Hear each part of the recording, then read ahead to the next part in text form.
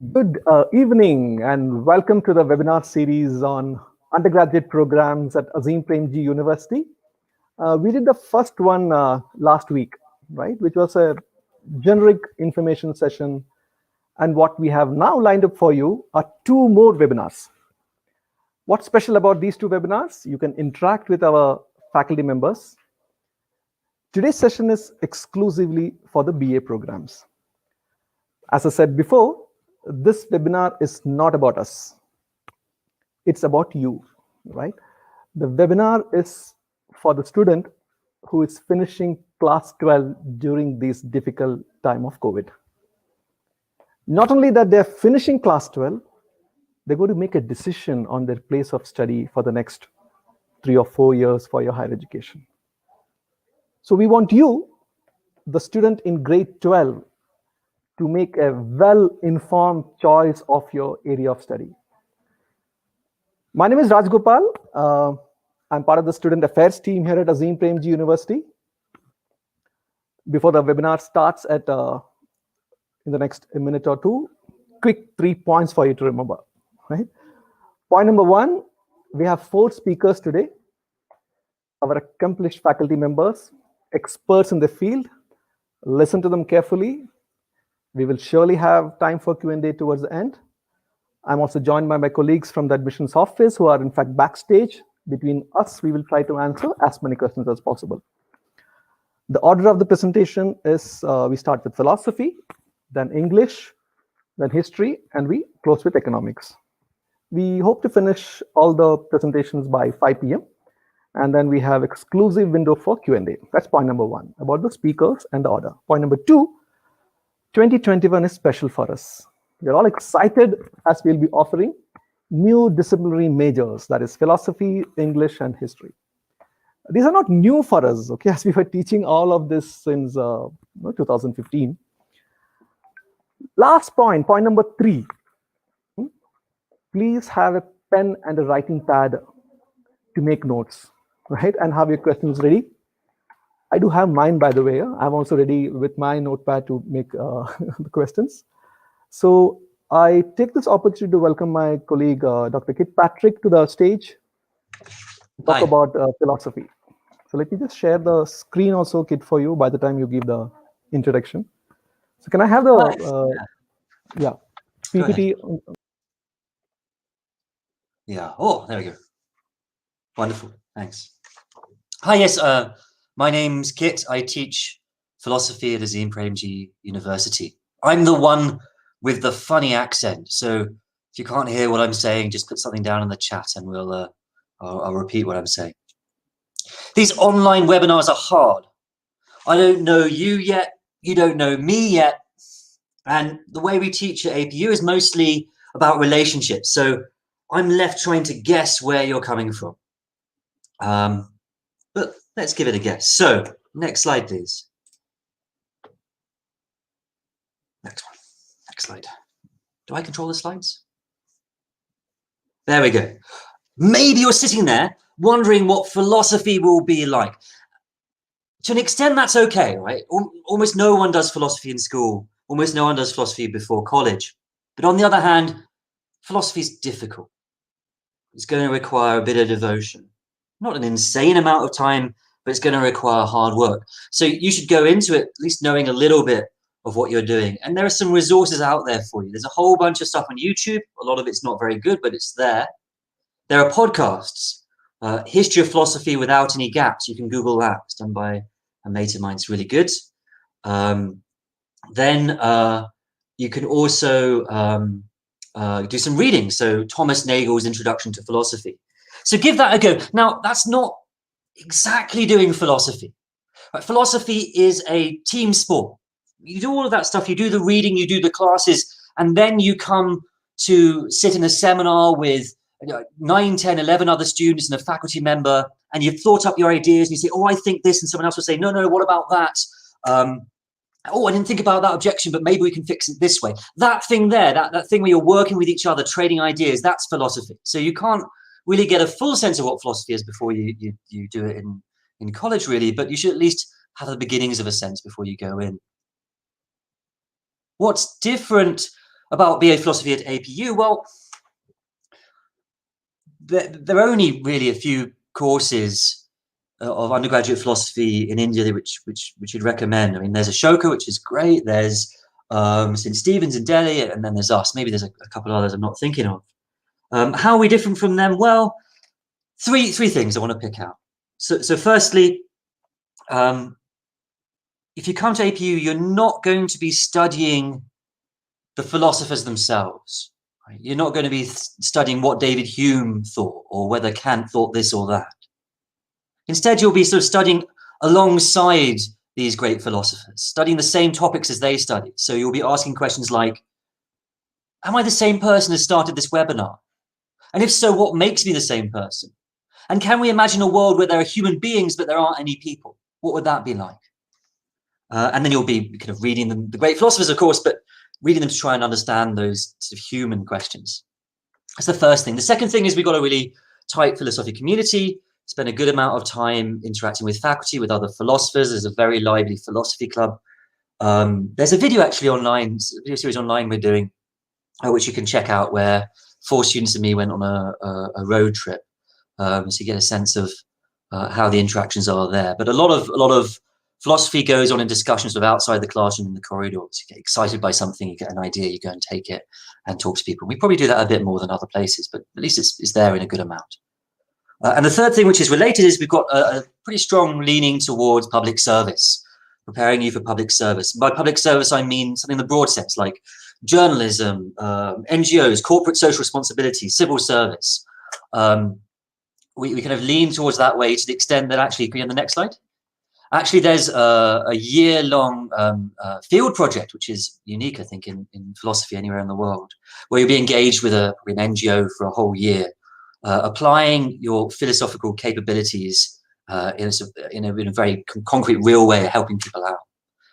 So this is the courses. The light blue ones are the philosophy-specific ones, and we've got courses like where they've got the basic ones, Introduction to Philosophy, got Logic and Paradoxes, Philosophy of Science. These are slightly unusual, but in ways which would be a little hard to spot unless you've done philosophy before. And then we've got some kind of interesting courses like Philosophy of Religion, which is designed to help you work with people from different religious backgrounds to understand where they're coming from, how they see the world differently than you do. Religious backgrounds in India, that is. Philosophy of Resistance and Nonviolence, that might be very helpful if you're interested in NGO work or activism or journalism. And we've got Philosophy of Measurement. So whenever you use a measurement, you're making assumptions. Supposing I'm looking at the GDP of India, right? That using the measurement of GDP and treating it as valuable makes some moral assumptions that I might want to question. And it also makes some metaphysical assumptions, some assumptions about the way the world is, which you might want to question. So we look at that in that course. So there's a whole bunch of interesting philosophy courses. In addition, there's a stream of 4 other subjects. That's the mid-blue tone. And we hope, it's not confirmed yet, but we hope that you can do 4 economics courses or 4 maths courses, maybe 4 history courses. And the idea is you're kind of able to bring in your philosophical ideas and reflect on economics or history philosophically, and also bring in some of your history and economics ideas back to philosophy. And then the dark blue courses, they're the common curriculum courses common to all. Next, please. Next slide.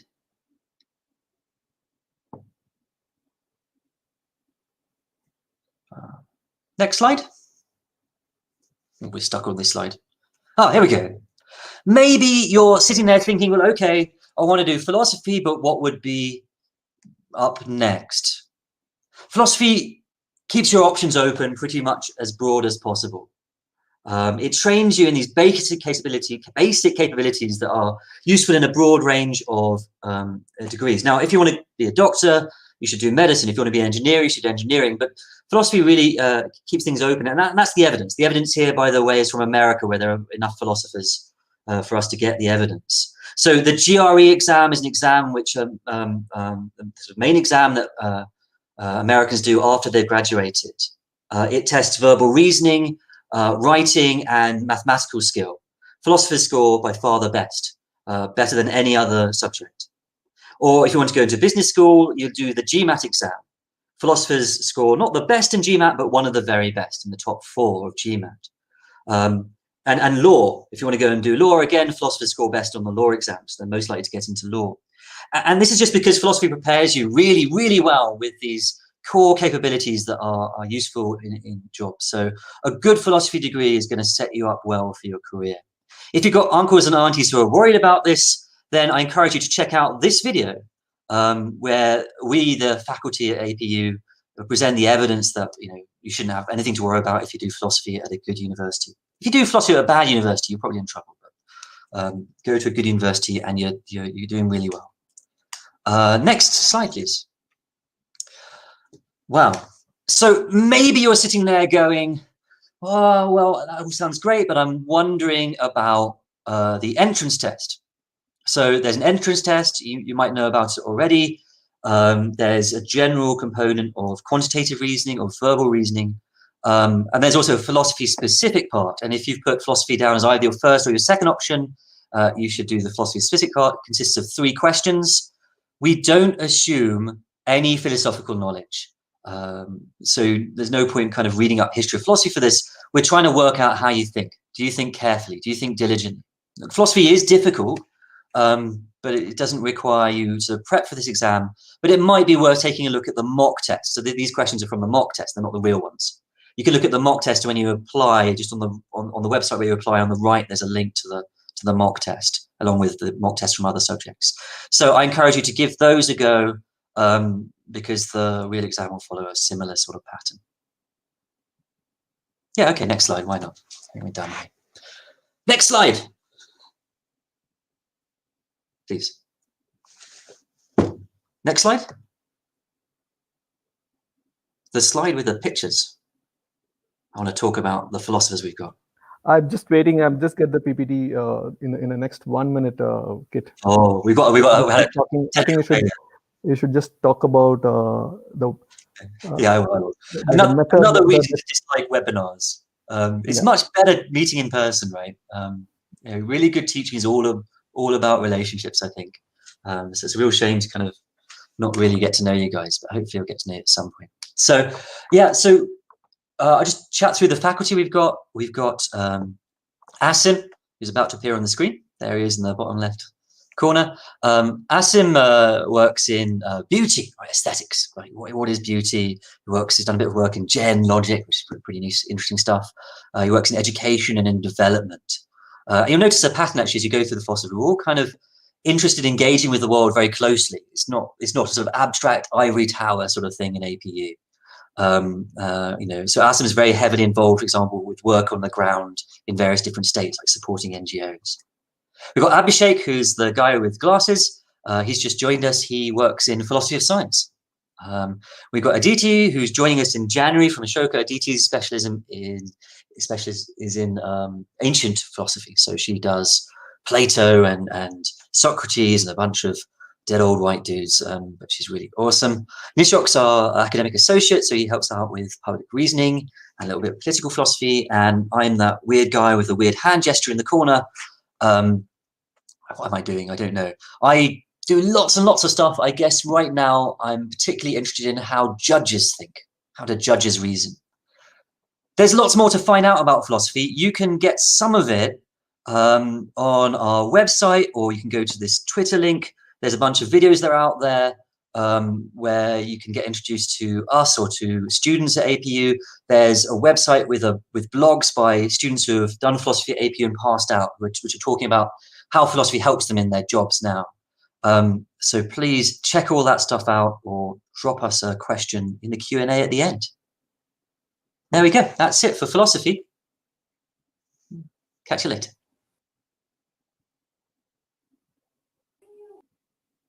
Okay. Hi, thank you, Kit. Thank you so much. I think I ended up making more notes probably than the students. We do have a lot of questions coming in. We will answer those questions in the end. And thank you for keeping the time. We said by 4:15 we will finish philosophy and we'll be starting with English. So can I now invite SV Srinivas to talk about the BA English program at Azim Premji University. Over to you, SV. I'll also share the screen so that, yeah. Hi, thanks Rajgopal, and hello all of you. Thank you for attending the webinar. Um, um, English is a very established discipline, unlike philosophy, which is not offered very often. I mean, in many universities, BA English is available in pretty much every college in the country. Now, so you might be wondering, what is it that Azim Premji University offers? And I'm going to focus largely on what we can offer you very confidently, with some confidence I can say this, and you could also set the bar very high as far as what you can expect from us. Now, the standard English courses across the country introduce you to a lot of poetry and plays and novels, and sometimes people come away thinking it's all boring stuff. Sometimes people come away thinking, what's the use of all of this? What are we going to do at the end of all of this? Sometimes it's just, a lot of very interesting stuff that you can't stop reading. Okay? So it's broadly, it seems to be a subject that's more or less catering to a kind of a geeky, not so interesting kind of a bunch of people, or a bunch of people who've done public school education, who've gone through very good school education and don't know what to do. Okay, now, unfortunately, that does happen in several universities. We're trying very hard not to do that. So what we thought we would do is to simply reduce it down to what we're calling the 3 R's. Next slide, Rajgopal. Yeah. So at Azim Premji, in the BA English program, you're well in place to face the world if you focus on your 3 R's. That's your reading, your writing, and your creating. Right? In the English program, you're going to get to read a lot, and I'm going to talk about reading quite a bit today. Reading is not simply reading, textual material of different kinds. You read poetry, you read novels, you read short stories, and so on and so forth. But reading also involves interpreting. So, which means by the end of the program, you are not only going to have completed reading a lot of very interesting books or different kinds of texts, but pretty much prepared to interpret different kinds of texts, whether it is, social media posts, cartoons, films, television serials, K-pop videos, whatever it is that you're interested in, you're going to read them, interpret them far more effectively, having been through the English program. You're going to write. It's going to be writing of different kinds. You will write a lot of essays, but you will also possibly write short stories. You'll probably do some translations and so on and so forth. And in the process, what you're going to do is you're going to create your own literary works. You're going to create your own media works. So these are the 3 R's, the 3 essentials, the 3 core things that you're going to be doing in the English program. Next slide, please. Rajgopal, next slide. Yeah. So what is it that we can offer you that perhaps many other universities can't? We have reasonably small classes. Okay, this is something that's impossible in several universities, I know that. So reasonably small classes. Classes are interactive. This is true of all the other programs that are being introduced today, by the way. It's not just going to happen in English, it's going to happen in philosophy, economics, everywhere. Interactive classrooms, you get to talk a lot. You will be asked to speak a lot. So you're going to be improving your communication skills from day one. You have to sit, listen, and talk. Okay? You can't sit and go to sleep. Okay? This is the way it works in our university. You're going to be reading not just literary text, but other kinds of texts as well from different parts of the world. So this is not some Victorian or Elizabethan English, as in British literature, that you're going to be reading. You'll read a little bit of that, but you'll read a lot more of literature from other parts of the world as well. And you could be prepared. You can sometimes, in some courses, you will have the wherewithal to suggest the text that you want to read or you want the class to read. And if you make a good enough recommendation, maybe it'll be part of the course. Right. You will also do a number of elective courses that prepare you for different kinds of future careers. Right? You may not choose to work after your BA, but if you do, I think you'll be reasonably well prepared to go into different streams. I'll tell you what those streams are in just a bit. And there will be several co-curricular activities, including, for example, making a humanities or a BA English magazine of the kind that students have been doing in the last 2 years in our university. Right? So we have campus magazine, humanities magazine, and the English students have been very, very active in that. And we hope to see much more of student-centric, student-driven literary and media production on campus over the next few years. Okay, so the image you see there, that's the cover of the first issue of our student magazine. Next slide, please. To give you a quick overview of the course, the English program is divided into core courses and elective courses, optional courses. I'll tell you about the optional courses in just a bit, but the core is divided broadly into a set of introductory courses, right? Then you have a set of courses which are courses on literature in its social and political and historical context. So it's not just reading literature as if it was a found object, as if it's something that you don't know where it's from, or you don't know what in what context it was produced, or what kind of meanings people were making from it. But it is teaching you to read materials, textual materials, in their context of production and reception. Then you have a set of writing courses. As I said, we're going to prepare you to be good writers. So there are courses dedicated to writing. And then you have perspectives courses, which are basically courses that either tell you how English and English literature have been informed and transformed by inputs from other disciplines, or how your training in English literature can help you understand the world better, right? Don't believe me just because I'm saying it. You're going to do a course in which you're going to use your literary analysis, textual analysis skills to look at, guess what? The city of Bangalore. It's coming up. Next slide. Next slide, Rajgopal. Yeah, so these are the courses. The introductory courses are, as you can see, there's an introduction to literature, which means we are presuming, or rather, we are not presuming that you've all done English literature or special English or optional English, whatever it's called in your different boards, elective English in your 11th and 12th. No, you can come to us with just a general English in your 12th standard, and we'll train you to read literature. We'll train you to be English students. So there's an introductory course, there's a literary history course, but it's a history of the Romantics. Okay, so it's what we call a survey course. It'll tell you from scratch what the Romantics were. And then we have a course on basic quantitative reasoning for English students. Okay, it's a course that either introduces you to statistics, or it's a course that will introduce you to computational thinking. Okay, which is to say, how do you work with code? How do you work with computers? Okay, now this is not yet a course we're offering. We are hoping that we will offer it in the next couple of years. But moving forward, we have our writing courses. We have a creative writing course in the core. Then we have another course called Writing for the Public. Okay, these are courses that all English students will do, regardless of what electives they choose.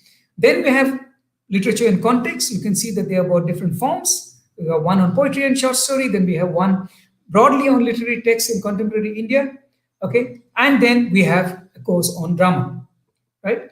The perspective courses, one of them is about the approaches to literature, why or how approaches to literature have been transformed by the interaction of the discipline or inputs into the discipline from other disciplines, from other interesting areas. And then you have the Perspectives 2 course, which is a study of Bangalore city. Using the skills that you picked up in your literature classes, you're going to study the city of Bangalore, which is where we are located. Yeah, next slide, please.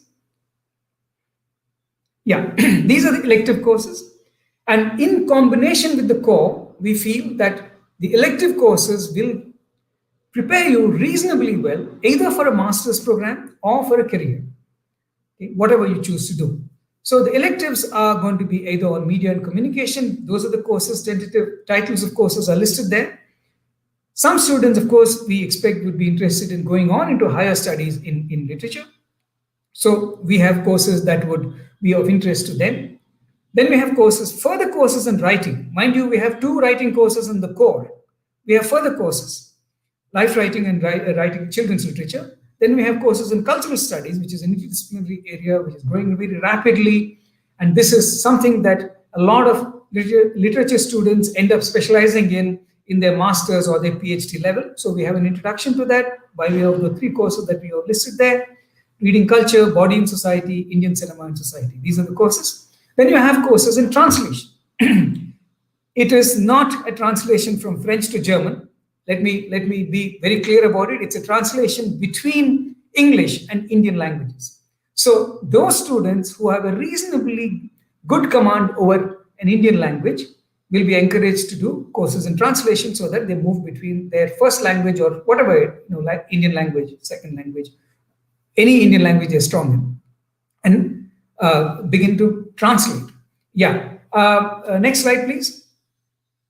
Yeah. So after English, what are we going to do?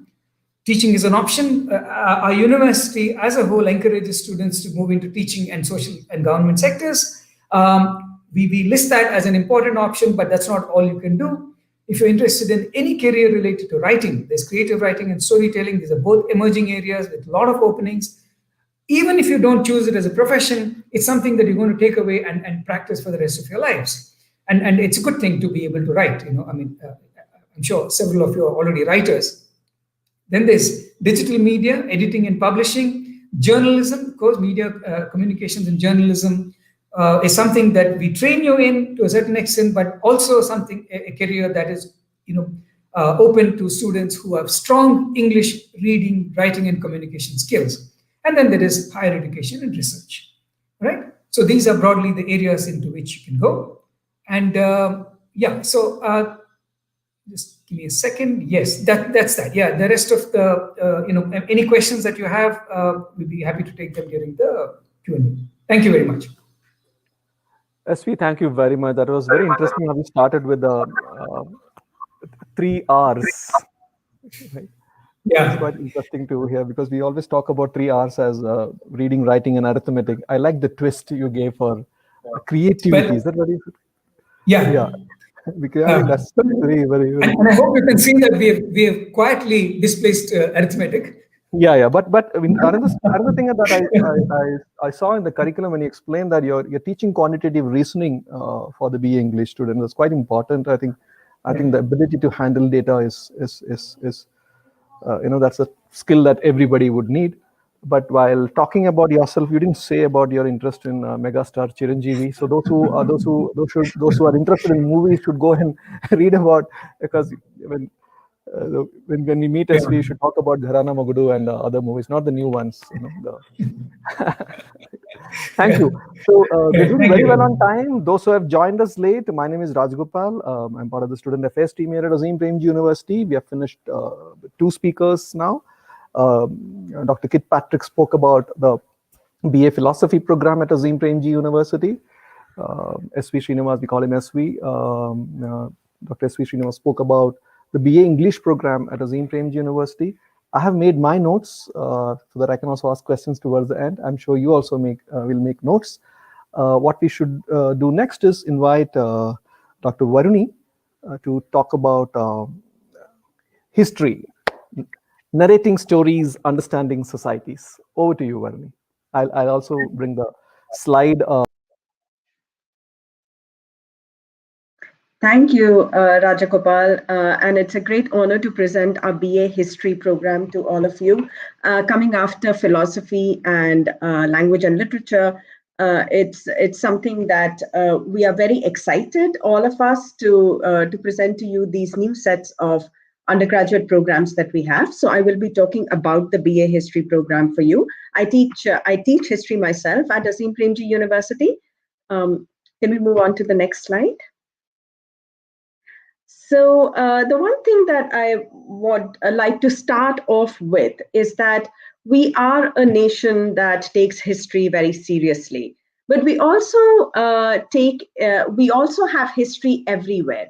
We kind of run into it everywhere, while taking our walk, while going to the market, while walking to school, while going to the playground. And the history program that we have produced, the history major that we want to bring to you, is a major that takes this aspect of history very seriously. The fact that history exists in our society, it is right there to grasp at, but at the same time, it is something that is elusive. Because history requires a methodological rigor, which goes a little bit beyond just looking at an artifact or appreciating an object or participating in festivals or rituals or customs and so on. So the BA History program that we have, following the university's larger commitment to education for social change, is a synergy between narrating stories and understanding societies. Our history program takes it as its backbone, as its foundation, the fact that we need to understand our long histories in order to fully comprehend the society, the present that we are living in, and then in order to sort of productively engage with this present, to take it towards the future. So moving on, next slide, please. What do we do in our program? And more importantly, what is it that you will be doing in our program if you come and join us for our history program? Once again, I just want to emphasize that we are very aware that there is history everywhere in India. We are very conscious of the fact that we engage with history in all kinds of ways, from kind of stories that our grandparents tell to us, to folk tales, to legends, to ruins, to sort of the way in which history comes up again and again in different kinds of public debates today in India. We are very aware that history is an extremely powerful and present thing in all kinds of discussions that we have in the present. We want to build upon this engagement. And what we do in our university is that we build upon this engagement in the most inclusive, comprehensive, and rigorous manner, which means that we take historical rigor to be one of the most important aims of the history program that we have over here. As a result of which, what we want to do is to develop a historical consciousness and historical sensibility amongst our students and in the society at large, because we do think about our students as people who will be intervening in society. And so we think that our students are this bridge between the historical consciousness that they will develop over here and how they will take it to the public at large when in the process that they are here and after they graduate. We want our students to be able to relate lessons from the past to the present context and situations. I'm going to explain this using a small example. We are currently going through very difficult times. We are currently going through pandemic times, but this pandemic is by no means the first pandemic to have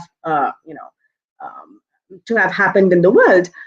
This is, in fact, there are many other pandemics that have historically taken place, going back to the Spanish flu, or prior to that to the plague, to cholera, or further back to Black Death with the bubonic plague in the Middle Ages. In the history program that we have, we would like our students to come to study these earlier processes, these earlier events, and then to think about these older events and how they can impact our understanding of what is happening in the world today. So we are quite aware that history has very valuable lessons to offer to us, that we should engage with history in order to sort of engage with these valuable lessons, but also think about what could be different and what is different in today's societies, so that it's not simply just a band-aid policy that we are following, that if something happened 600 years ago, then something similar exactly has to happen today. So in this way, we want what we do in the history program is to raise the consciousness, raise a historical consciousness, so that we can look to history for both issues, problems, processes, answers, but also for differences between what's happened in history and what is going to happen in the present, and how we can take that into the future.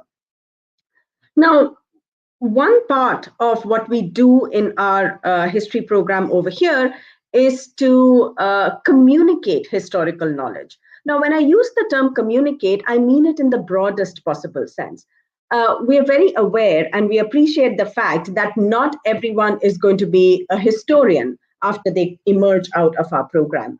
It means that we know that not every student who graduates from our program would like to study history in the future.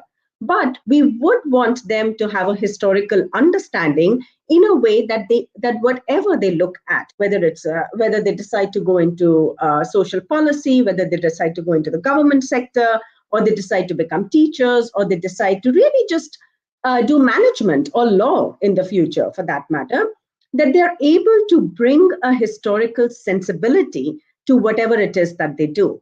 And that historical sensibility is a part of being able to communicate historical knowledge. This can be done across different kinds of platforms. So we encourage students to write in different ways, to write history for a reading public, to write history for more specialized audiences, but also to think about history that can be produced and disseminated through non-written means, through photographs. And I want to draw attention to some of the photographs that I've used here, which are in fact taken by one of our faculty members, which is a way, in many ways, photographs can tell you a lot about communicating about history as well. So these 4 things: engaging, developing historical consciousness, relating lessons of the past to the present, communicating historical knowledge across platforms, across sites, across languages, is something that we do in a very foundational fashion in our history program. And what is at the center of it all, what is basically the backbone of our history program, if I may call it so, is the practice of history. And I want to make clear that our history program is not about producing armchair historians. They're not people who will sit in an armchair like I am doing right now and talk about things. We, in fact, are interested in producing people out of our program who are able to actively engage and practice history. That means that we want our students to be able to participate in the everyday practices of history that we can do. This could deal with archiving, with heritage, with preservation, dealing with oral histories, folklore, data visualization, all of which are a part and parcel of what we teach our students in the program that we are offering. Next slide, please. So how do we do this? I'm going to take you through our courses, our core and elective courses that we have. Up here in front of you are the core courses. I'm going to give you a little bit of time to look at these core courses, but basically our aim is to inculcate a certain kind of broad knowledge, broad domain knowledge, particularly of Indian history. Many of our courses are focused primarily on a history of the Indian subcontinent, seen in a wide lens, all the way back to the beginning of historical time in India, which is around the beginnings of recorded, historical sources that we find in Indian history. These courses are buttressed and supplemented with other kinds of courses that then contextualize India in the world. And this for us is very important because our history program does not just want us to have a small and narrow focus on India, but it wants us to understand India as a part of global processes. So we also have courses in our core courses that talk about India in the world. If you look at course number 4, Imperialisms, course number 5, Indian Ocean Worlds, these are courses that very much aim to situate India in broader global processes and to examine India within these broader global processes. Finally, we have 2 courses that deal with aiming to hone your skills and capacities. And these have to do with actually teaching you how to practice history in an everyday basis. The first course itself, Doing History, is an example of that. The reason why we have this kind of a course, I want you to see that we don't have ancient India or medieval India as the first course. We have Doing History as the first course. And this goes to the very backbone of our program, which is the practice of history. We are very well aware that everybody who comes into a history undergraduate program may not have done history in their school. They may not have done history in class 11th and 12th. And so we have students who are usually struggling with just starting off with content-heavy courses. And therefore, we start with a course that has to do with clearing concepts such as chronology, concepts such as timeline, concepts such as what are sources, How do you deal with historical sources? These are the kind of things that we do in our first course, and this gives a taste of what it means to then have a strongly grounded historical sensibility with everything as you go on into the future with this kind of a history education. Similarly, course number 7, QRE for History, is dedicated to sort of bringing in the sensibilities, quantitative methods and quantitative sensibilities to a historical undergraduate curriculum where students can engage with things like statistics, with data visualization, and other kinds of digital means of engaging with the discipline of history. Next slide. Moving on from the core courses, we have 4 themes, and these are the electives that we offer under these 4 themes. These courses are meant to sort of give students a deeper understanding of certain kinds of important themes and fields in historical research.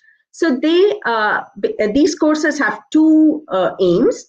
One is to deepen the kind of nuanced understanding of history that students have, and they will have at the end of the program when they graduate. The second aim is a much more skill-based one, which is that we will encourage our students to engage deeply with primary sources of history in these electives. This means that students will actually get to look at material from different historical periods, depending upon whichever course they choose to take in these clusters.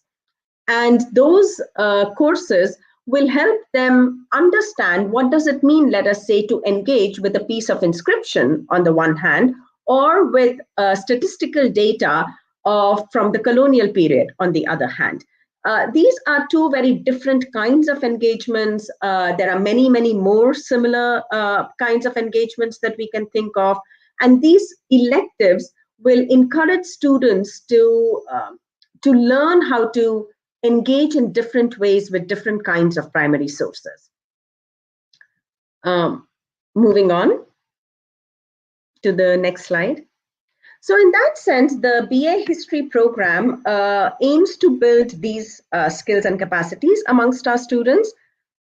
We want to emphasize reading in a big way, reading and writing. We are aware that the ability to read deeply, to read in a nuanced fashion, and to write well, write with clarity, write cogently, but also write in a nuanced and critical fashion is extremely important skill to have. And this is a skill that you can take to as many different fields of professions that you would like to take them in. At the same time, we are also interested in honing your critical thinking and critical analysis, faculty of critical thinking and analysis. We believe that critical thinking is absolutely essential soft skill to have today. Critical analysis is something that will take you, that you will be able to take to a variety of different aspects of life, of profession, that you choose to follow, and you'll be able to benefit from that. Similarly, because the practice aspect of history is very important for us and the program that we have over here, we take ethical responsibility and action in society to be very serious outcomes that we want to inculcate in our students after the program. So we firmly believe that a good history degree will not only make you ask the right kind of questions, but more than anything else, it will help you provide the right kind of answers. And that we think is very, very important. Moving on. So career pathways after BA History are some of these. We believe that you can go into a wide variety of careers after you have a BA in History from our university. Our program particularly prepares you for joining the education sector, primary and secondary level education sector. It hones you towards the social sector because it hones your critical thinking sensibilities. It hones your historical sensibilities. We also believe that you will do extremely well in any kind of a public policy context, in any kind of government or non-government organizations. We are confident that you will be excellent writers. And if you choose to be professional writers and authors, that is something that will always be available to you. We also think that we will teach you to be writers across different kinds of platforms, different kinds of sites. So we are very excited that if you end up pursuing a career in writing historical blogs or certain kinds of journalism, media, filmmaking, and so on. But we would be we are hoping for a good number of our students to go into areas such as preservation, heritage, and museum studies. We think that is a very important outcome of a good history program, is to attune students to join these kinds of newly developing career areas, which I think as of now history programs have not taken as seriously as they should be taking, as well as career realms such as archiving and library sciences. So we really think that there's a very vast array of programs outside of higher education, outside of becoming professional historians, that you can choose for once you do a BA history program. I would encourage you to come and visit our site. The website is given on the very first slide. Unfortunately, it's not here on the very last slide that I have, but it would be great if you can visit our website, which is right here. And you will come to know a lot more about our programs, descriptions of our courses, interests of our faculty members, and so on and so forth. So thank you very much. Varini, thank you very much. It was wonderful. I mean, next time I listen to you talk, I start making notes. I really liked what you said about communicating history. I think that's extremely relevant. I mean, everybody out there on social media is a historian. Yes. Right, and we wonder from where they picked up history. It could be from Wikipedia, when I could write something great about myself and say that I'm a great person. So I'm glad that slide was where you said, how do we do history, or what do we do, right? That engage, develop, relate, communicate, and practice. Practicing history is something which I learned later. I thought history is about reading, underlining, Yes. remembering, and then there was one course that you wrote about history of the present.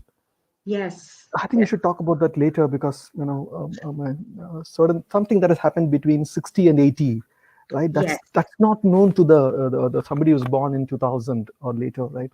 They think the world started in 2005 because that's where YouTube was found, right? So so thank you. And absolutely. Next, I think I don't know how you kept the time. We have 15 more minutes to go before we take Q&A. Can I have Alex Thomas on the screen? Dr. Alex teaches economics here at Azim Premji University. So I'm going to bring up the slide also very soon. Alex, let me just go to your page of economics. I would say the same thing about economics also, the way I said about history. Anything happens, any economic activity happens here in the country, people will say, oh, that's a master stroke, right? So over to you. Let's listen how we look at economics at Azim Premji University. Thanks, Rajagopal, and good evening to all of you.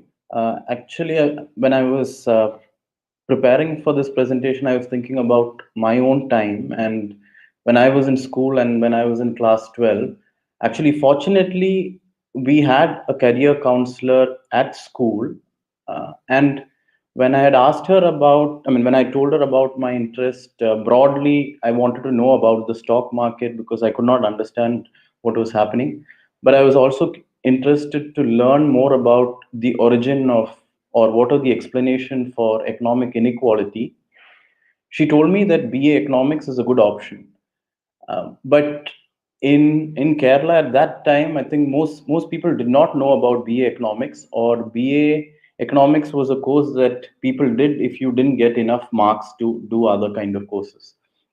But today, several years after that point, I think that there is more respectability to BA Economics.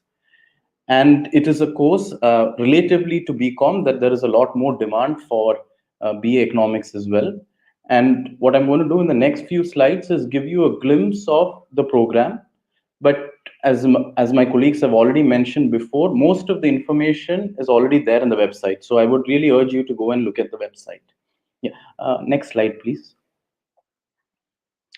Yeah. So I want to start off by why one would do a BA Economics degree and go in the reverse order, as it were, compared to my colleagues. Yeah. The next point, please. Yeah. So the first, one of the things that one can do is you can become a school teacher. And when I ask many of my colleagues or many of my students, what is it that brought you to economics? Very often they say that it was their school, it was the teacher in school or college. So I think that there is a very important role that teachers play, whether it's in school or college. And therefore, one thing I feel is important that you can do after BA Economics is to become a school teacher. The next, please. Many people might want to get into civil service or want to get into public administration. So you could do that after completing a BA Economics degree. You could do what is a specific economic service, which is called the Indian Economic Service, apart from the regular Indian Administrative Service or IAS. And you can also become a public administrator of sorts if you write entrance and get into the Reserve Bank of India or RBI. So you can also do or become a public administrator and take care of the economy at that level. If you're interested in banking, you can also write banking exams and get into public or private sector banks. Next, please. Yeah.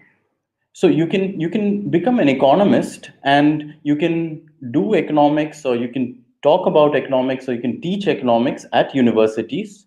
That is one option, like I'm doing or my colleagues are doing here. Next, please. Yeah, one more. Yeah, so you can be an economist in a university. You can also join the corporate sector, because most firms need an economist to give them inputs on how the economy is doing so they can carry out their production or investment. And next, please. You can also become an economist because you want to understand and make changes to the economy, or broadly in what is called the development sector or the social sector. So you see many economists who are working in the development sector too. Next slide, please. Nowadays, with rapid increase in digital media, but also in print media, you notice that there is a lot of interest in economic issues. And if you have a good grounding in economics, which comes from one of the ways it comes is probably a BA Economics degree. And with that, you can also aspire to become a journalist. Next slide. And finally, if you can also study economics, you can research economics, and maybe you want to get into an international organization like the United Nations, or you want to get into the International Labor Organization, ILO. So there are many opportunities at the international level or at the local level as well. So broadly put, you can, just to recap this slide, broadly put, you can get into teaching, you can be a public administrator, you can get into a university, you can join the development sector, you can become a journalist, etc. Thanks. Next slide, please.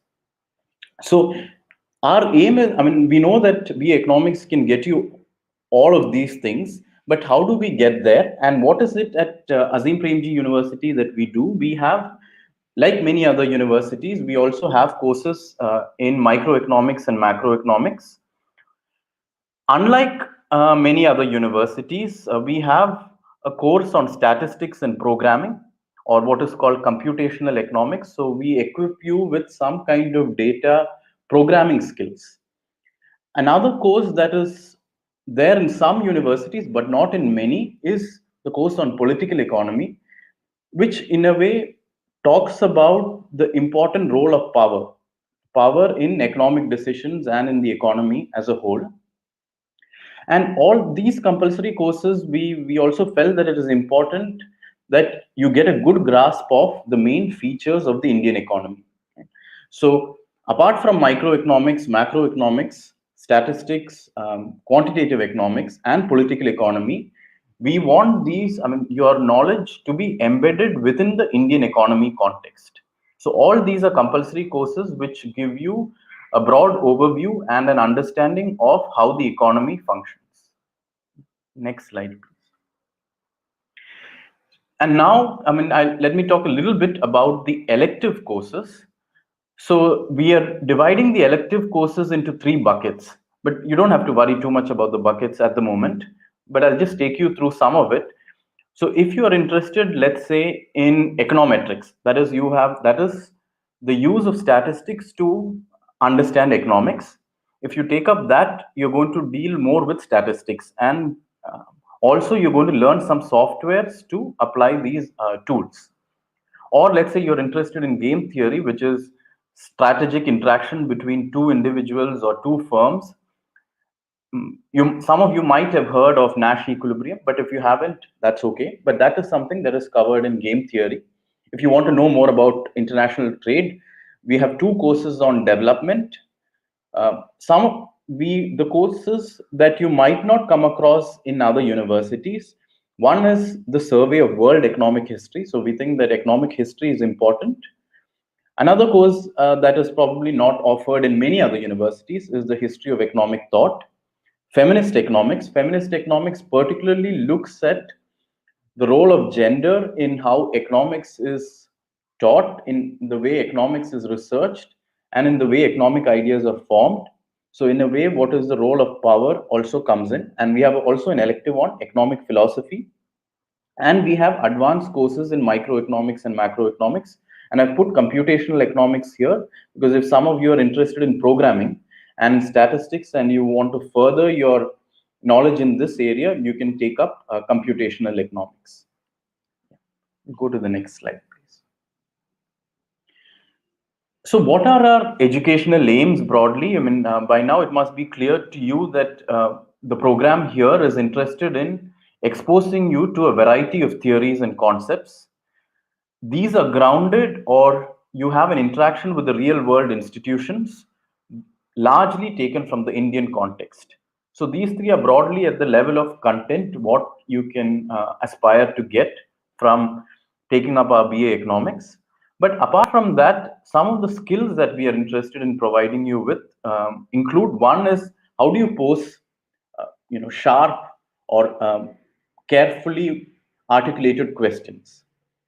How does a student, now there's so much of information that is available on the internet, and we just get, it's just mind boggling. It's too difficult to gather information. But how is it possible to extract relevant information from this wide range of resources?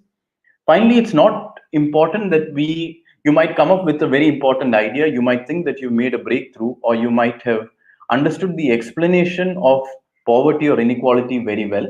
But how do you communicate it? How do you communicate it to your friend? How do you communicate it to your family? How do you communicate it? Let's say you're working in the development sector, or you become a teacher. How do you communicate it to your students? So communicating these ideas that you have learned is extremely important, and therefore in the program you would have to do a lot of writing. You'd have to do a lot of presentation. Of course, you also have to write exams, but we think that writing and rewriting is an important part of learning, but also presenting your ideas verbally to the class also is important. Next slide, please. So this is the last slide, and I'm going to stop after this slide. The reason for putting the slide up here is the following. Recently, we are seeing the farmers' protests. Doing a BA economics here is going to give you an idea as to how to think about this issue, what is happening.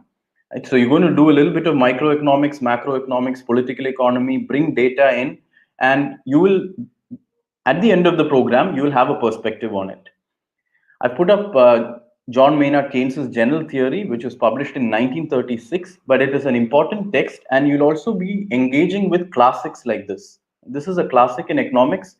So at the end of 3 years, you're going to read some parts of it, and so you feel equipped to deal with classics in economics. The third book, the book beside that is Poor Economics.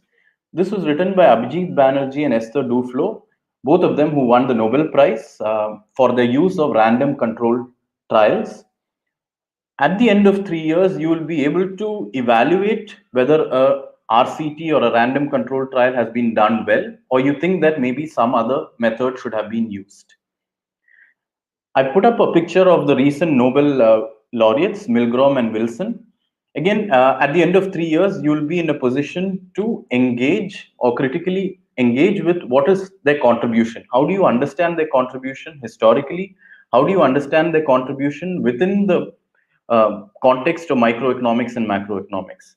And finally, I've just put as an example, in many courses, you will also be asked to engage with the budget document, which is published annually in February, because you, as a budding economist, you'll be reading the document and critically evaluating the document. Does it make sense? Is this sufficient?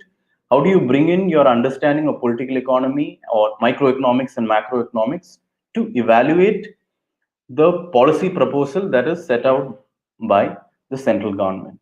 And so we hope that all this will be possible once you do your 3 years of BA economics with us. Thank you.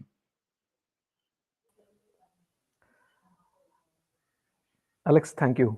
It was interesting when you said the Indian context. I did see that in one of your slides. You said it's Indian context, so you're going to bring the budgets into the classroom. Right? That's what I saw. I'm glad that what you said about programming. I think that's very important. Many of the students out there reach out to us to ask, do you teach programming on computers here at Azim Premji University? So what we say is we do teach, right? As part of all the programs, we need to have that capability, but with the discipline in context. It's not learning computer for the sake of learning and not knowing what to do with that.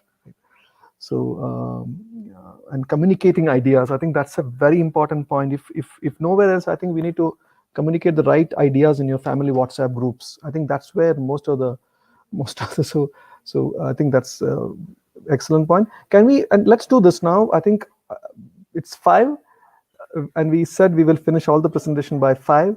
So it's good to have all the speakers back on the stage, and then we'll probably take the questions one by one.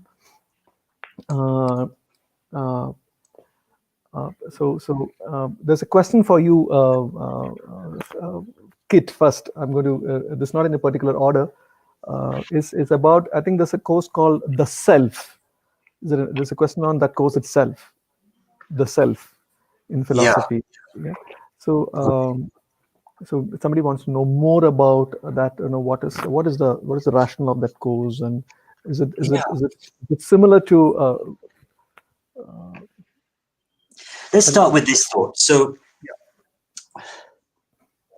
you see your hand moving. You see yourself pick up the glass. You see yourself do this, or do you? What you really see is a hand moving. You see a glass. What you never see is the self, the thing that's doing the moving, right? The thing that has the thought. You experience the thought, but you never experience the thing that's having the thought. You experience the perception of blue, but you never see the thing having the experience of blue. Now, supposing you're sort of hard-headed person who only wants to believe in what can be seen, then you're not going to believe in the self. You're not going to believe in something extra. You're only going to believe in the experience of blue. You're not going to believe in the thing experiencing the blue. You're not going to believe there's such things as people. Because after all, people are things which we never see. So let's start with that. And what the self course does, it starts with that problem.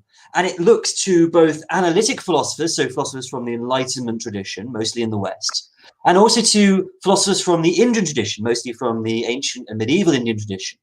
And it takes their ideas about this question. It's almost the same question asked in both traditions.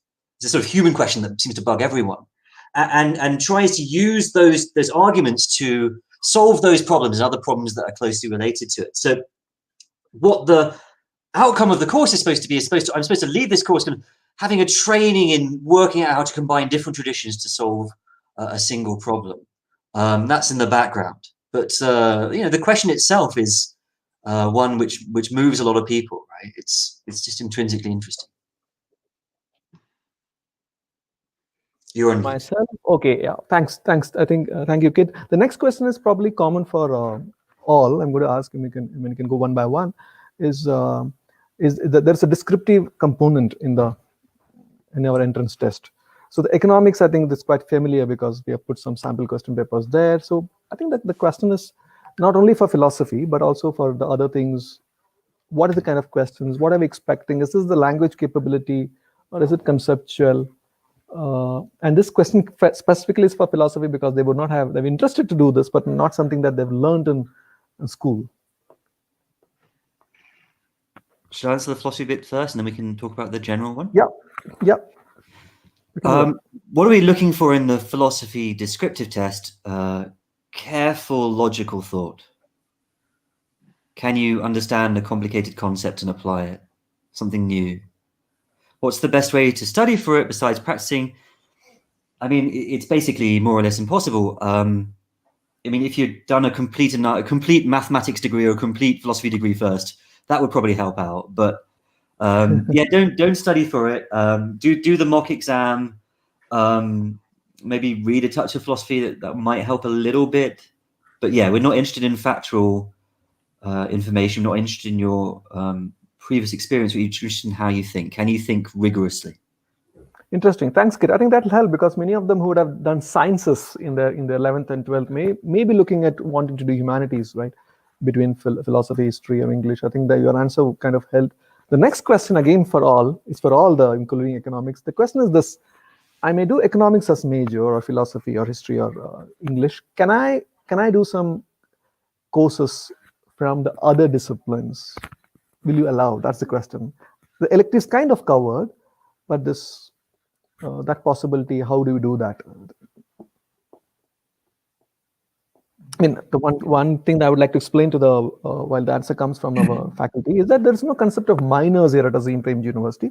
Just to remind everyone, if you look at one pillar is your disciplinary major, where you end up doing close to, you have to earn 48 credits if I'm right, around 16 topics that you learn. So there is in-depth understanding of the discipline, but in parallel there is something called a common curriculum.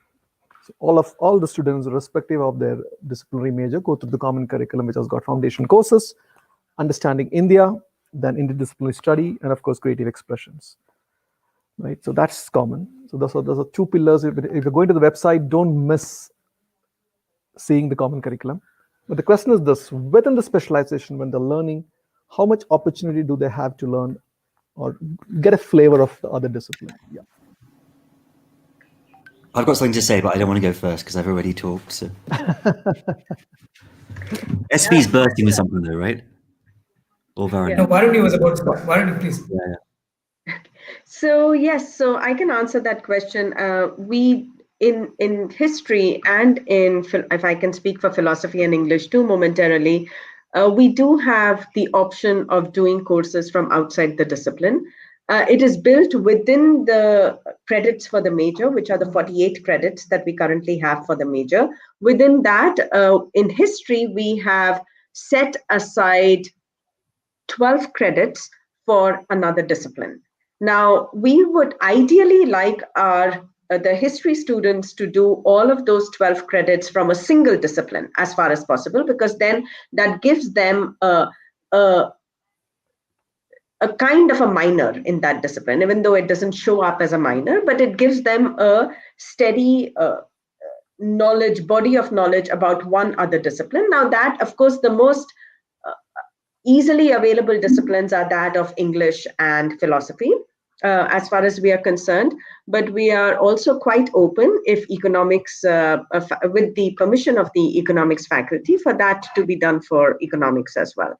So technically, on the side of history, we have 12 credits for our students available from within what is called the majors credit cluster, to be taken from another discipline outside of history. Yeah.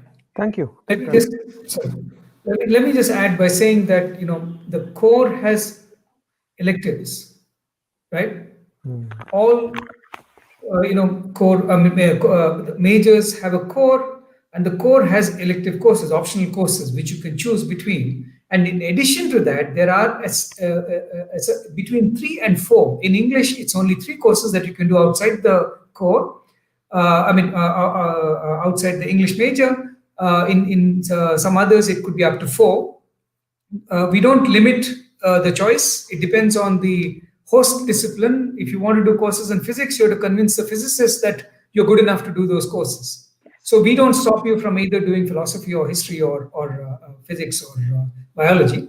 It depends on your choice and your ability. So that's that. Yeah. Thank you. Got it. I think the next question, Varuni, is coming from a science student. I'm putting myself in that shoe. I'm a science student. I would like to do a BA history. What should I? How should I prepare? That's the question. Is there anything that he or she should read, and before coming to Azim Premji University? So yeah, thank you very much for that question. One thing that I would like to emphasize is that we completely appreciate the fact that there are many students who come from a science background into a humanities classroom. And I think once again, I'm saying this on behalf of my colleagues in English and in philosophy, that there is both an appreciation and an understanding that students in our classroom will come from a wide variety of disciplinary backgrounds. And these disciplinary backgrounds may not be humanities backgrounds to begin with. So to the science student, what I would recommend is pick a set of books and read them. And it's completely up to you what you pick up, which language you pick up, and how long you take to read them. But my only recommendation would be go through them. Read them carefully, Right. Read them with attention, and read them, if possible, in a way where at the end of the day, you're able to write a paragraph in whichever language you want, that you're most comfortable in about them. That is all I would say in terms of preparation for our program. Yeah. The rest of it, we will look after. That much I can assure you. Thank you. Once you're here with us. Yeah. So, I mean, the same question we have for, thanks, Varuni. I think that's quite helpful and reassuring. The same question for economics, somebody who's deeply interested in economic activity that is going on here in the country and want to do economics, have not learned economics neither in 9, 10, 11th or 12th. How do they, is there any economics for dummies? When we were children, we had a book called Learn C for Dummies. So Alex, over to you. Yeah. We don't expect students who enter the program to have a background in economics. I mean, we don't expect that they have studied economics in 11th and 12th. But if you feel that that is sort of a handicap, I mean, you could read the business pages or opinion pages of newspapers like the Hindu or Mint or any other newspaper. That could be one option. Or again, you could also just pick up the NCERT textbook or any other textbook on economics, just to get a general sense of what others might be studying. So I feel that that's just to make you feel a bit more comfortable, really. But we don't expect you to have any prior knowledge of economics. Thank you. I think that helps. There are a lot of questions coming on the admission related question. We'll park it towards the end, since you all 4 are here. I want to make best use of your time. So those who are watching us will definitely answer those questions on whether it's going to be online, offline, what is the structure of the exam. Those are available on the website. I think what the people who are watching us should make use of this time to understand what is not there on the website or Google, right? So my question to you, to all of you, I think there's a question that's been asked. I'm just taking an example of one of the classrooms here, where I've seen the students were making some planes, paper planes. And I thought what is happening this? And then I saw there's a faculty member standing there and watching how they're making paper planes. So what's happening? So the classroom definitely at Azim Premji University is very different. This was early initial years when I joined the university. So the classrooms at the university is very different. So I would like to hear from all 4 as to how different the classroom is. Maybe do they play some kind of games in the class so that they understand a theoretical concept? Is that it, Alex? Maybe since you were talking, I think that was an economics class, if I remember. Paper planes. Yes. So I think that was one of my colleagues' class.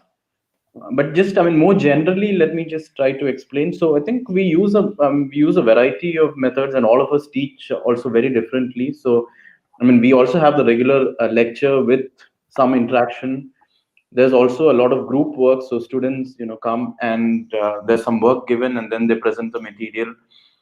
Um, then, I mean, there is games which are sometimes used to illustrate a concept. So something like in game theory, which could use some kind of games. Then, I mean, I think the key point is, I mean, we have several techniques that many of our colleagues use, but really, to me at least, I feel the important thing is that we want each and every one of you to be learning, and the small class sizes that we have really allow that. So in sometimes in school or in college, I had the opportunity to sleep because there were 100 students in the class. But unfortunately, you won't have that opportunity because you have a very small class size, and all of us will catch hold of you if you try to sleep. So what we generally get or want is an engaged classroom and engaged students, and whatever methods we might use. Yeah. Others could also add in. I'm sure it's all of you use different methods because in Vironese I saw there's some kind of a field visit that they do for learning history. Do they travel and go out? Yeah, please. Yes, Rajagopal. So if I may talk a little bit about a typical history classroom. One thing is that, of course, the idea of a history classroom is long, boring lectures. And to reiterate, students falling asleep, that is something that is sort of ingrained in our memory and somewhat traumatizes young students because they've gone through, if they've gone through a very regular kind of a history school experience, then that is what they've been through.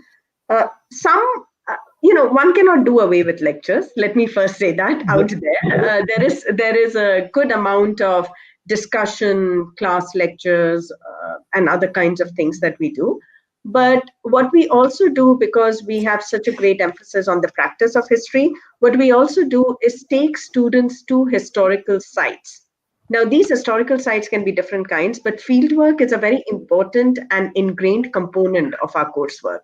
So, for instance, my colleague who teaches a course on colonial India regularly takes students to the museums. She takes students to NIMHANS and the exhibitions over there, or she will take students to the museum in Bangalore. Similarly, when I teach my courses on medieval India, I have often taken students on field trips, which include field trips to areas close to Bangalore, within 100 to 150 kilometer distance. And we are extremely lucky to be living in a part of India, southern India, where these kinds of historical sites, easily mappable historical sites, are quite accessible. So fieldwork is very much a part of our classroom experience. So you will have classrooms in the field, looking Thank very you. carefully at Thanks. temple pictures or things like that. Yeah. Thanks. Kit, about philosophy, I've seen. You'll have. I've seen debates happening in the classroom, but more than that, how do you really get answers for those big questions that you ask? Yeah, it's hard work. Yeah. I think it is hard work. I think initially you can think of what in philosophy we call bullshit. That's a technical term in philosophy, where you're just making things up off the top of your head and you feel like you're clever. Real philosophy is not that. Real philosophy takes a lot of hard work. You have to really get a grasp of what other people have been saying and how your own view fits in. So a standard week in philosophy will look like this. You will start off with a class that will introduce you to the area. You'll do some readings. You'll maybe sit with 5-6 other students. You'll do some problems and get the basic concepts. Then you'll go off and talk on your own with small 2-3 people. And then you'll come back in the sort of climax of the week. All of the reading, all of the thinking, all of the preparing comes to this seminar of roughly 12 people, probably not more than that, where you're putting forward your idea. You're listening to the other person's idea. You're exchanging. So I can't see how this would work here. How's my view different from this view over here? That's the real highlight, the seminar. That's how it tends to be taught in philosophy. There's also field trips. There's the field engagement, which is a year long, and a bunch of other field trips and so forth. In fact, Alex and Varani have put it well, right? Any way that we can we can use to engage you and to really kind of meet you where you are and help you understand the stuff we do. At APU, we're really reticent to boast about stuff. It's kind of a thing. APU kind of, for some reason, is one of the best universities in the country, but almost no one knows about it. We hide away. But I'm okay boasting about this. Right? Teaching in APU is absolutely excellent. I sit on classes which my colleagues do. I came from an excellent teaching university. I came here and I've just learned so much. Teaching university, this is almost second to none. We use a bunch of methods. It depends on who you are as much as on us. Excellent. I think when we talk about the classroom, the method here, one thing to really remind the viewers is we don't have one end of the semester examination, big examination, right? Those high-stake examination is I think when I look back, I think that's the worst that you could do to a learner. And how you kind of evaluate or assess them every month, and that various modes of assessment. That's interesting. Somebody doing a book review or a movie review, writing a response paper, and the opportunity for them to work as a group and then submitting their assignment. So it's quite wonderful that you said. The next question, I think there's a question that somebody asked, I think it's quite important that we answer, is on the entrance test, whether it's the same for all the majors. There are my colleagues backstage. If you think you want to come and answer, please do add. Sapna, Vrinda, and others who are on backstage. So there are two parts to the entrance test. The part A, if I'm calling it part A as the multiple choice part, that's common for all majors. That's common, right? And if you look at, I think if you haven't, please look at the model question papers that's out there on our website. If you don't have, write us an email at ugadmissions @apu.edu.in.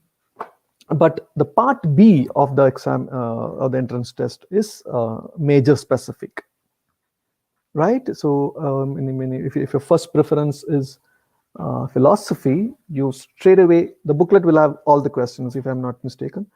Straight away go into the philosophy section, look at what has been asked. This is not a speed test. You'll have enough time in the world to write that test, right? We're not trying to put anybody under stress. I don't know why they do that. There was an entrance test which I wrote 120 questions in 90 minutes. Right, so it was. So there's no stress like that here. Take your time, right? But if you have applied for 2, if you're given a second preference, then you go and write that also. So take both the essays seriously. Of course, you should focus very well on your first preference, but do write your second preference also seriously. We'll give you additional time. So that's about it. If you want to add anything on the descriptive essay component, please do add Varuni, Kit, SV, Alex, please. Fine. Yeah. Right. Okay. Thanks. So the next question that we have on the thing is there's a lot of interest in undergraduate research, and people have watched the honors project videos that's out there on our YouTube channel, but I know that's only a slice of what students have done, right? But how is that? How do they really choose get into the honors pathway? When do they make that choice? At the end of the third semester? And how do they choose the topic? Maybe anybody could start. And yeah. Yeah, maybe I'll start and others can join in. Yeah. So you're right, at the end of the third semester, students make an application with a very broad outline of what they want to do, right? This is a very broad outline. It tends to be quite vague, sometimes over-ambitious, sometimes not saying very much. So then the faculty sit with them, talk to them about it, and so on. So the topics are, for the most part, they're born of the student's imagination, right? So as a result, 3 semesters into the program, you really don't know what can be done realistically. So you might choose a topic which is actually a PhD topic. You might choose one which can't be completed in the next 1.5 semesters, and so on. So there is a lot of conversation that goes on. So what does it involve? It involves typically doing a couple more courses in the discipline, which will prepare you broadly, in the discipline. They don't necessarily teach you something about your research. They prepare you broadly in the discipline. You work with your mentor. You do some readings together with her. You present your work in different stages, and then finally you write it up and submit it as a thesis. Okay, that process is at the end of the 6th semester. You go through many drafts and so on. So what does it involve? It could involve fieldwork. It could involve textual analysis. It could involve working with ideas, right? Depending on what you're really interested in. I think what we've had so far is broadly humanities sort of program. So but we have a fairly good idea of what honors projects are likely in moving forward in either history or literature or philosophy, because we have students who've done excellent work in areas related to literature, in philosophy and history, and these are related areas. I'm not saying that these are based on some course or the other they've done. Sometimes they're far in advance of what they've done in the courses, right? So yeah, that's very broadly speaking. So I don't think students at this stage should be worried about what is my honors going to be. Let them just be aware that it's possible. It's hard work. It's enjoyable hard work. So if you decide to do it, then go ahead and do it. The entry thresholds are not very high. It's almost everybody who wants to do an honors program gets the opportunity to do so. We don't filter out students saying, "Oh, you're not good enough." So they have to have some very basic requirements, and most students who want to do it will get to do it. Yeah. Right, I think the confusion is probably coming because certain universities would kind of impose this onus on everyone, right? They join the honors program and then without really looking at whether they have that bent of mind. And here we're given the flexibility that those who really want to take that path could do. Yeah, others could add, please. Yeah, thanks. So I'll just add on philosophy. So here's some philosophy honors from the last few years. We've had one on giving your money away. We've had one on the use of colors in science education. We've had one on Buddhist thoughts about persons. We've had one on, is it immoral to like art if the art is immoral? It's an interesting one. We had one on Sufi music. We had a nice one, which was a group project decided to think about how do you make life-changing decisions. It's given that the life-changing decision will change what you want. It's a nice, interesting puzzle. There's been a nice mix so far of just book reading and thinking projects, and also some fieldwork projects. So you can do both in philosophy, give you a sense of the range. Everything else, SV has already said. Thank you. Anything else others want to add? I was just reminded, if I did a technical program. If that program had humanities, I always feel that I would have been a better engineer. And that's precisely that is written in the new education policy 2020. Very clearly they said, please integrate STEM with humanities. They clearly called out, and if you're interested, I've just started reading a section that is part 2, chapter 9 on higher education. Very clearly they have written, even they've called out that even IITs should be study areas like humanities, and of course the interdisciplinary engagement. The next question that the students are asking is, 3 batches have graduated, right? This would have been a difficult question to answer in 2016, but now we are quite confident. The 3 batches have graduated, and students who have done humanities, is there a pattern that we see? Do they get into work straight away, or most of them going for higher education? What's the trend? What's trending in humanities? Let me just start, and then someone else can take it over. Yeah. Most of them do go for higher education, we've noticed. However, we are interested in a much more broad range of choices at the end of the 3 years, and we're working hard towards enabling those changes. Right? We don't expect our students to all rush to do an MA in English or history or philosophy or related areas. Right? We hope several of them will do other things which they're interested in, not just get into the next degree because they don't know what to do. Very often students get into the next degree because they don't know what to do. Fortunately, we are noticing that several people who have gone on to do their masters did so because they felt interested in it and not necessarily because they had nothing else to do. So we have a small number and a growing number of students who are working either as research assistants, who are working in social organizations, who are working in schools, right? Who are doing masters in areas which were not part of the BA, but which they got to know about during the BA, which were introduced to them in a set of courses that they did, like courses in media and so on, and they go on to specialize in those areas. So these are the broad set of things that they have been doing. Varuni, Kit, you want to add to that? Shivarni, go first, sorry. No, go ahead, Kit. I'll go after you. My bad. So 4 philosophy honours students we had just graduate. 1 is doing education. They were doing it in practice and now they're just taking up an MA. 2 are working for the Azim Premji Foundation. So I don't know if you know that the university is part of this broader foundation which supports government schools, government primary schools in many states. Very big organisation. So 2 of them are working there. Or the last one's working with an NGO and being a journalist. That's pretty typical.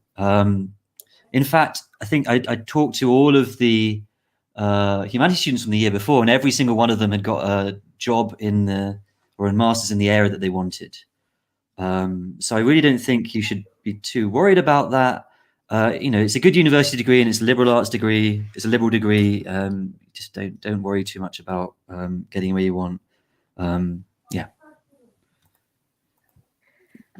Thanks. It's good to hear. I mean, what you said is a good degree, because if you have a good degree, the jobs will come after you. If you don't have a great degree, you'll be going behind jobs. You'll be running after jobs. Yes, Varuni, I have something to add after I listen to you all. Yeah. So the only thing I'd like to add, because I think both SV and Kit have made some excellent points about what you can do after an undergraduate degree in these disciplines in Azim Premji University.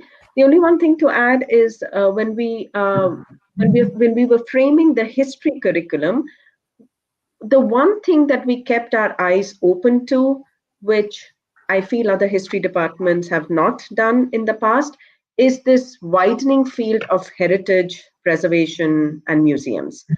I think there is something to be said about this particular aspect of history education and this line that gets opened up after a history degree. And we are interested in seeing our students enter into these realms. We will provide them with some basic networks, with some basic familiarity with what having a job in these kinds of fields entail.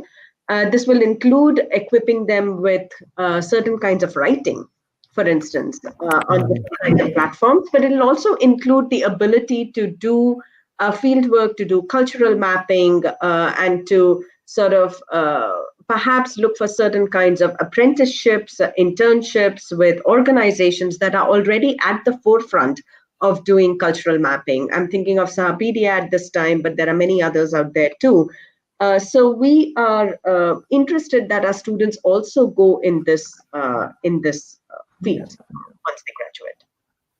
Thank you. It's good to hear. I think that that element of work or occupational readiness that's there in our program, that's important to highlight, because I remember every time I go to different cities in the country, the first question they ask is in just saying in Hindi, "Iske baad karoge kya hum?" Right? What we do after doing humanities. I think that unfortunate hierarchy that we have between science and humanities, I think we need to break that.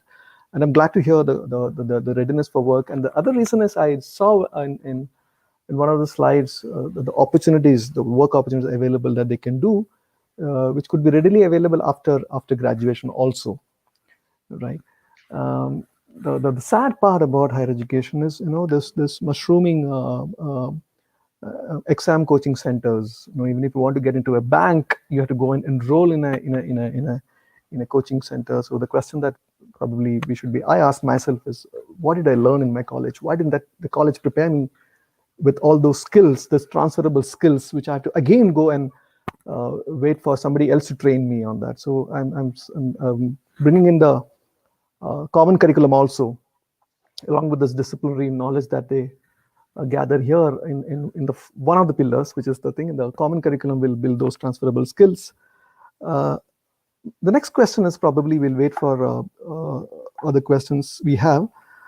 How do you see students choosing the interdisciplinary theme, right? So for example, just to remind the audience, you'll be learning on India, understanding India component in the initial year, and in the final 2 years, in your second and third year, you have to pick interdisciplinary topics like development, education, sustainability, or media and democracy, right?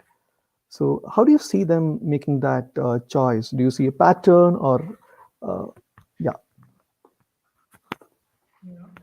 I could speak about the interdisciplinary studies in media and democracy.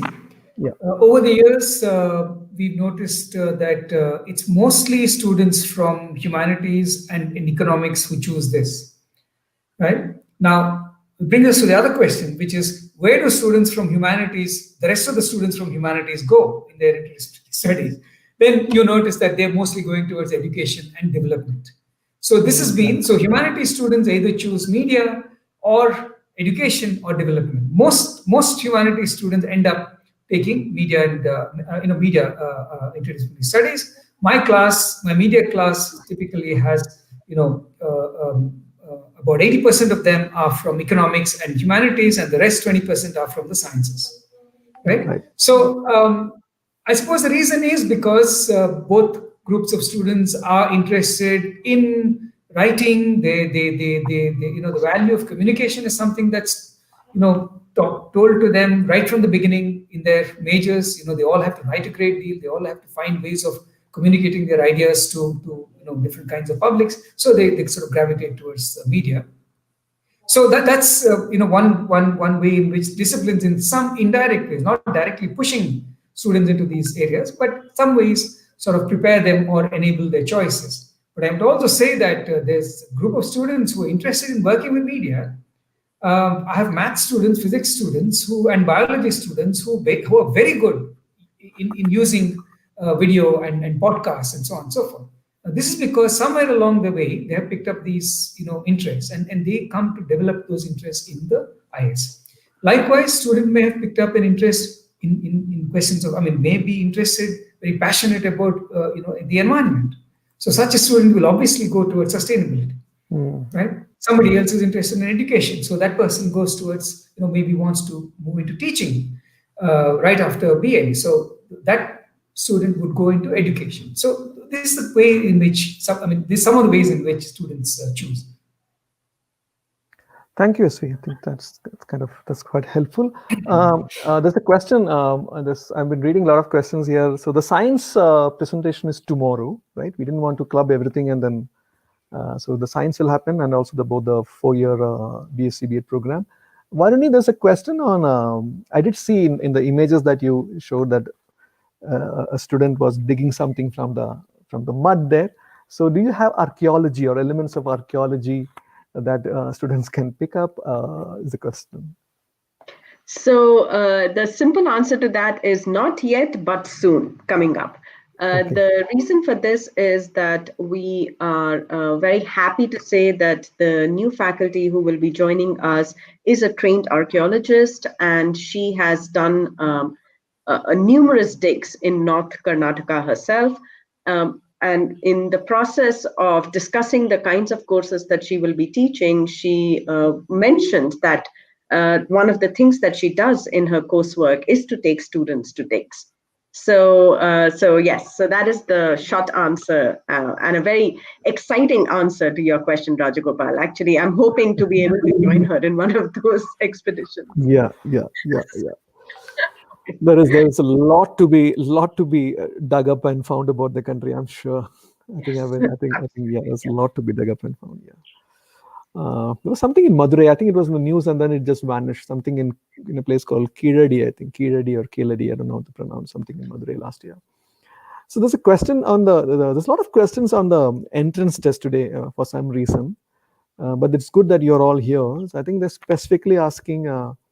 There's a question about English SV. What do you look for? Do you look for things like part of speech or literally devices? I don't know. I really don't know what that means. I'm just reading what is written there. So I'm not trained in I'm not trained in the language as you would have. So yeah. So what do you look for in those essay? Is English. grammar important? Yeah, I mean, see, we don't ask like, is this an adjective or an adverb? No, that kind of grammar questions are not what we ask. We basically want to make sure that the students who are coming in, and this is true of all the subjects, that they have a basic level of English comprehension, right? So there's a section of the entrance which is dedicated towards that. Now, the English part of it, or the descriptive questions that you have, are broadly looking, like Kit said, just want to know how students think. Okay, how do they think and how are they able to communicate those ideas? Since we expect our students to be reading a great deal, and some of these texts will be difficult, they'll not be very easy to read. They're not going to be, let's say, at the level of a newspaper. They'll be far more complex than that, though they have time to grow into that level. So we want to know whether there is, there is some basic ability to comprehend, to respond to a set of, cues that are given. The essay questions come with, a set of cues. I won't reveal the question here, but then they respond to that. They respond to something, and they write what they're thinking about, what they're imagining, depending on what line of answer they take. And we're looking basically at that base, that rather, basic level of comprehension and communication in the English language. That's what. So no literature questions are coming your way. We're not going to ask you, how many plays did Shakespeare write and how many sonnets did he add onto that? Not that kind of stuff. Not, who wrote what book at what year? I mean, which year? Those are not the questions that are coming. Yeah. Thank you, Sri. Thank you. I think this next question is for Alex regarding economics. I think the question is, I don't think it's for the entrance test. The question is, what is the level of mathematics involved in the BA economics program at Azim Premji University? How much of prior maths one should know? So there is, in the first semester, there will be a course on quantitative methods, but what we expect you to know is just if 10th standard maths is fine, but yes, it is advisable if you've studied mathematics in 11th and 12th. But we've had students who haven't studied mathematics in 11th and 12th and have gone on to do very well. But having said that, we expect you, we will teach you basic algebra, there will be some calculus. So that's broadly it. But if you are interested more in advanced mathematics, you have the option of choosing, let's say, linear algebra from the mathematics major. That is possible. And in all courses, there will be some mathematics. Not in all courses, but at least in microeconomics, macroeconomics, we would expect you to know some basic algebra, some basic calculus. Right. Thank you. I think this one last question, probably, I don't know, we'll wait for more questions if it's there, but there's something which is the most frequently asked questions for all. I think anybody could answer. The question is this, that somebody wants to prepare for the civil services examinations in the country. How this program is going to happen. The question is, will the university give any opportunity? I can clearly answer that we're not going to tie up with any other institutions to coach you for the civil service. That's clear. But nevertheless, we understand the importance of having well-trained civil services officers in the country, right? And trained in a different manner, right? I'm nothing against the civil services who are out there. I didn't mean that. But I think that the kind of program that we have designed will equip them to get into public services.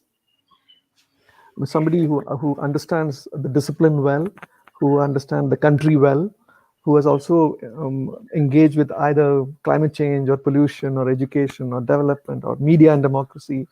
I think that kind of a preparation is a good prep for the civil service programs in the country. Anything else you want to add? Can I just add please, one? please.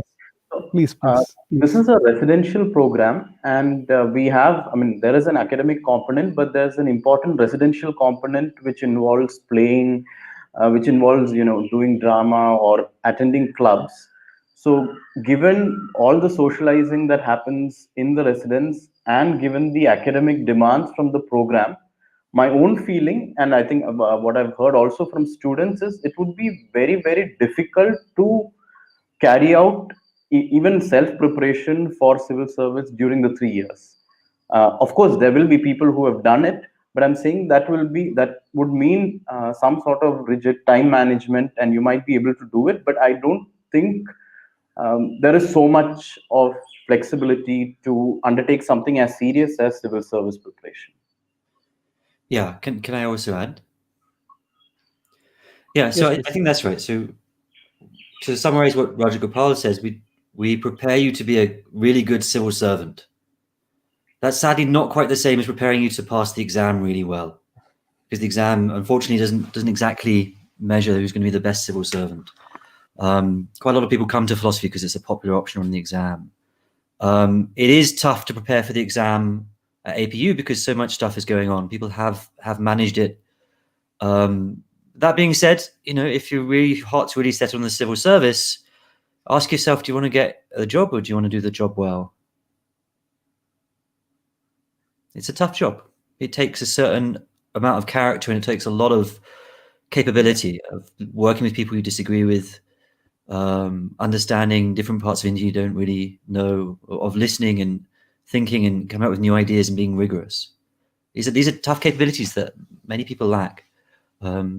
If you want to get good at those, you can come here. But Alex is exactly right. It's tough to prepare for the exam. People have done it, but it's tough. Yeah. Can I add something to that? A slightly negative note. What if you're not in the 1,000 people who crack the exam? Exactly. There are lakhs of people who take the exam, and if you spend all your life preparing for that exam, you take it 4 times and you haven't cracked it, then what are you going to do in life? Right. So this is a program which will certainly help you prepare for. Help you do well in a number of exams, but it doesn't prepare you for any one of them. So yeah. Thank you. Yeah, I think that's a classic point, which I keep thinking that there are different ways of contributing for public good. You don't have to necessarily be that civil service officer out there. Of course, that comes with a different kind of capacities to deliver public good. But there are various other methods, and Azim Premji University is about that. In fact, we're preparing you for. So the entire idea of higher education here is to, with the intent that how do you promote societal well-being with what you learn at Azim Premji University. Maybe after listening to Alex, there's a question specifically to asking, will I get a chance to learn more on Indian economy? So I know we covered, Yes. but yeah. Yeah. So the answer is yes, because we have a compulsory course on the Indian economy, and most of our other courses are also embedded in the Indian economy. So even when you do microeconomics or macroeconomics, the context is going to be the Indian economy. Right? So apart from that, we also have a separate compulsory course on the Indian economy. Thank you. I think there's a question on how diverse is the cohort at the university. I mean, if I start, I can go on and on and on. I can only say that it's a microcosm of India, right? I just looked at this morning, and I was looking at the data. I think we have students from almost every part of the country, right? So that's one ability I keep telling students who are looking at Azim Premji University. You should have the ability to live with people who may not be like you. That's one quality that you may need to do well at Azim Premji University. And then there's a lot to learn that I think Alex mentioned. I always keep forgetting to remind that this is a residential program, and that residentiality becomes much more meaningful with that diversity that we bring in inside the campus. Right. So yes, others could add, because I have only an outsider's experience. They have an insider's experience because they interact with students in and out on a day-to-day basis. Yes. Kit, want to add something? Yes. I just want to add, yeah. So that's right. There's a good amount of diversity, particularly at the kind of hardest edge of society and the most privileged edge of society. I think what really marks APU out from many other places is the amount of effort that students put into mixing together, to breaking down those social boundaries, right? And those social boundaries, let's be realistic, they're there. You can sometimes tell that groups from maybe rural, under-rural gather together in one corner at some lunchtimes, but we do a lot to kind of lower those barriers. So pretty much no one in APU has no friends from have no very close friends from different social backgrounds. You come to APU, you're going to get to know people who are from radically different background to you, and overall we're well on the way to having a really diverse in the proper sense, not just a group of random people, but a community hanging together from a wide range of backgrounds. We've got, this is a hugely difficult problem. If we could solve this problem, we could make the whole country vastly better. But I think we're well on the way. We're doing well. Thanks, Kit. You summarized it so well. Yeah. There's one question on. I think they're asking. Is the new campus up and functional?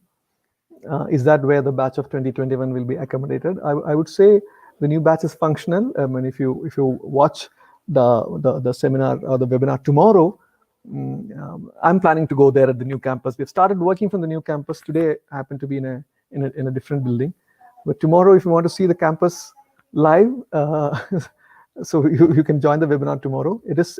I wouldn't say it's fully functional. It's functional for a couple of us who have started working, but I do see the 2021 batch clearly. The pandemic allowing, we getting as many students as possible onto the campus. We do have, by the way, a couple of students who have come. The classes are online. Some of them who are in the vicinity of the campus. But yes, the 2021 clearly. But as I said, the virus allowing. So that, I think that brings us. I mean, usually we of course we kept 2 hours, but we still after 90 minutes we generally end the webinar. But there's still more than 100 of them still watching us. If there are any questions, I'm deliberately avoiding generic questions on. My colleagues have been very, very quickly answering the questions you have on the chat box itself on general admission process, test center, the entrance test process, admit card when you'll get, and things like that. Do complete your application form. If you're watching, some of you are watching us have not completed the form. Some of you have completed. Some of you are deciding to apply. Don't wait for the last day. Do it ahead. We'll be closing it by Friday for the early admissions, and then the entrance test is scheduled for 10th of January. It could be, we haven't decided the time. We're looking at either in the morning. It's a 3-hour test minimum for all, but depending on if you have applied for an additional major, you will get definitely additional time. That's on January 10th, and immediately after that we will try to process the result and organize your interaction. I like to call it an interaction. I mean, it's interview kind of scares people off. It's not a job interview. You can come as relaxed as possible, and once that's over, hopefully those who are selected will get an offer letter before the board examination. So don't worry about that class 12 big board examination. But if you ask how you should prepare, there's a lot of questions. Is there a standard textbook that you should read? I would say download the question papers, spend that 2 hours, attempt that question, prepare yourself before you go. Don't go in for a surprise. You may read and think, this is easy, but there's nothing like attempting it before 10th of January. That's it. I think that should be us that's it from us today. I'm just trying to see if there are any. There are a lot of Telugu comments coming in, so I'm not able to understand. Quite nice, yeah. So sorry. Do you want it on the question paper? There's a crucial thing, which is that if you get the wrong answer, you get less points than if you get. Yes. You got to be careful. There's no guesswork. Yeah. For the multiple choice ones, it's often the best strategy in those exams is to just guess if you don't know. But the way that we mark ours, don't do that. If you don't know, don't tick anything, and you'll do better. It's a crucial thing. There's a question on, can we change the preferences in the application form? If you're meaning the disciplinary preferences, yes, you can. I think if you write to UG admissions @Azim Premji, I mean, can you bring the slide onto the stream? Just see whether it'll show up. Yeah. So there's that email ID. I'll try to make it slightly bigger. Full screen for you can see. If you can write to see all your queries, you can. I mean, we're quite good at. I mean, I can say that confidently. We're quite good at responding to queries. The mobile phones, just be careful. I mean, just call between 11 and 4. 11 a.m. to 4 p.m. they'll be answering, but email box within a span of 24 to 48 hours they will respond. You can change the preference. If you think if you want to move from the major that you have taken, you can make those changes by writing to them. Somebody's asking, can you please make Lucknow? It's very important as a test center. While filling the application form, there is a third option, test center preference. Third option, we have kept it blank. If you get a lot of students from Lucknow who want that as a center, we can look at that. I'm not guaranteeing on YouTube live, but you please do mention. Somebody will have, I think they got some requests from I think Srikakulam or Vizag, I can't remember from where. So we'll look at that and then add how intensive, how much depth in the BA English course. Not just English, any discipline. The depth in the discipline is very strong, right? I think we can all go back to that thing. So yeah, that's a good question. It's not only about depth. Yes, depth is there, but then what do you do with that depth? You don't want to get drowned in that depth, right? So a little bit of broad understanding of I mean, how do you really use that discipline to solve the problems of the needy? I think that's the question that we have in front of us, right? Not solving problems of the people who are already leading a good life. So that's the breadth that we want to give. I think we should end here. Discipline specific clubs. Good question. I think we will need a separate session. My colleagues who are watching, who are with me, I think we will do a separate session to talk about campus life, how to prepare for the entrance tests and things like that later. Because we do have, by the way, there's an astronomy club, economics club. There was a philosophy club also. I think, in fact, the 4 philosophers went on a trip to understand, find answers to questions like, should we forgive, right?